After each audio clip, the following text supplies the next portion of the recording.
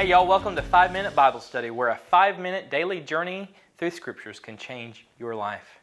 Today, we're going to get into some religious questions that come up for Jesus, particularly the question of fasting. And so we are going to be looking at Mark chapter 2, verses 18 through 22.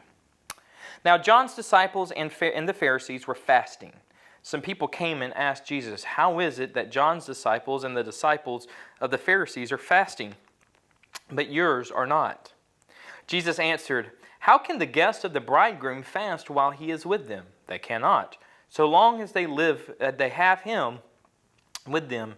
But the time will come when the bridegroom will be taken from them, and on that day they will fast. No one sews a patch of unshrunk cloth on an old garment. Otherwise the new piece will pull away from the old, making the tear worse. And no one pours new wine into old wineskins. Otherwise the wine will burst the skins, and both the wine and the wineskins will be ruined. No, they pour new wine into new wineskins." So what we have here is we have a picture of John the Baptist disciples fasting, and we have a picture of the Pharisees' disciples fasting. Fasting is a practice for growing closer to God, seeking God's will. And for many Christians today, fasting is a way in which they seek God's will and pray for others and intercede for others.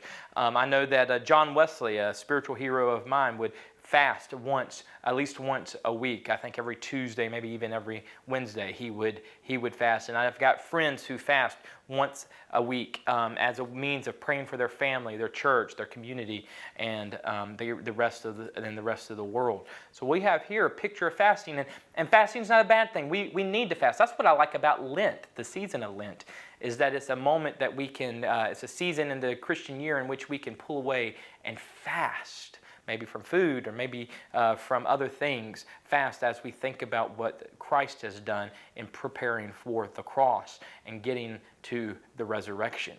And so we have this question about fasting. We've got these disciples from various groups who are fasting. And so the question comes to Jesus, why aren't your disciples joining us? Why aren't they fasting? And Jesus' answer is very interesting. He says, look, no one fasts while the bridegroom is here. No one fasts while the bridegroom is here. But when the bridegroom leaves, then they will fast. Jesus is saying, look, I'm here. I'm here for a special purpose. And so they're not going to fast because I'm here. But I will be going away. I will be going away. And in that time, they will fast.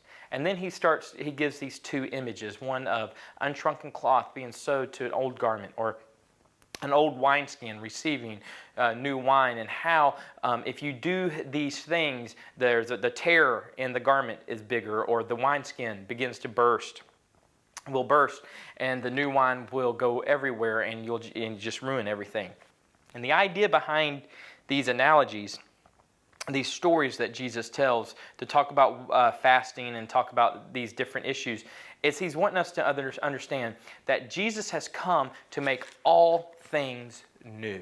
Jesus has come to make all things new. That's why we call it the new covenant of Jesus Christ. Christ has come to make all things new. And as great as some of those old things to do, like the fasting and the traditions and those things, and as good as they are, if we just focus on those things and not realize that Christ has come to make all things new and to bring the new covenant and to open the eyes of those who need to know the gospel, if we get so focused on the traditions without seeing the author of the traditions, then it's easy for us to make an idol out of those things, an idol out of those traditions, an idol out of those even actions.